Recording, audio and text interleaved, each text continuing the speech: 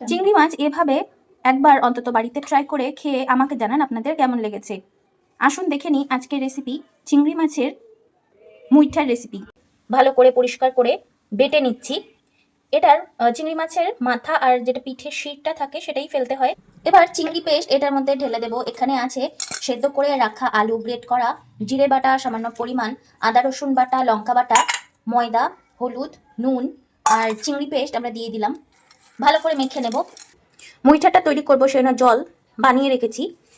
জলের মধ্যে নুন আর হলুদ দেওয়া। এবার গ্যাস ধরিয়ে নেব। জল ফুটে গেছে। এবার মিশ্রণ থেকে কিছুটা অংশ নিয়ে গোল গোল বলের মতো মুইঠা শেপে দিয়ে দিলাম। এটা যখন ভেসে উঠবে তখনই বুঝতে হবে যেটা হয়ে গেছে। দেখুন এগুলো সেদ্ধ হয়ে গেছে, আমরা তুলেও নিচ্ছি। রান্না শুরু করছি, সেই জন্যে গ্যাসে কড়াই বসিয়ে তাতে অনেকটা পরিমাণ সাদা তেল দিয়ে দিলাম আর ফোড়নে আগে থেকেই জিরেও দিয়ে রেখেছিলাম। তেলের মধ্যে আমরা নুন হলুদ দিয়ে তারপর মুইঠাগুলোকে ভেজে নিচ্ছি। ফোড়ন তৈরি হয়ে গেছে, সেই জন্যে আমরা আলুটা ছেড়ে দিলাম আর পেঁয়াজ কুচিও দিয়ে দিলাম, একই সাথে তেজপাতাও দিয়ে দিলাম। মশলা বাটাটা দিয়ে দিচ্ছি। এখানে আদা বাটা, জিরে বাটা, কাঁচা লঙ্কা বাটা, রসুন বাটা, পেঁয়াজ বাটা আছে। একই সাথে হলুদ গুঁড়োও দিয়ে দিয়েছি, স্বাদ অনুযায়ী নুন দিয়ে দিলাম টক দই, ব্যালেন্স করার জন্য সামান্য পরিমাণ চিনি, শাহি গরম মশলার গুঁড়ো। এটা সানরাইজের শাহি গরম মশলা, যে কোনো রান্নাতে দিলে ভীষণই টেস্টি হয়। মশলা কষানো হয়ে গেছে, এবার ঝোলের জন্য জল অ্যাড করে দিচ্ছি।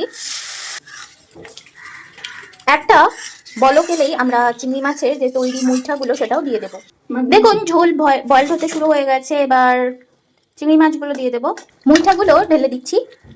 এটা গরম ভাতে খাওয়ার জন্য একদমই অনবদ্য আর একদমই তৈরি। আপনারা দেখলেন আমরা কত ইজিলি চিংড়ি মাছের মুইঠার কারি বানালাম। বাড়িতে এভাবে আপনারাও ট্রাই করুন, নিজেও খান, সবাইকে খাওয়ান। আর ভিডিওটি পছন্দ হলে একটি লাইক এবং চ্যানেলটিকে সাবস্ক্রাইব করে আমাদের সাথে থাকুন। দেখা হবে এই চ্যানেলের নেক্সট ভিডিওতে, ততক্ষণের জন্য টাটা। ও হ্যাঁ, আর লাস্ট ফিনিশিং ঘি দিতেই হবে।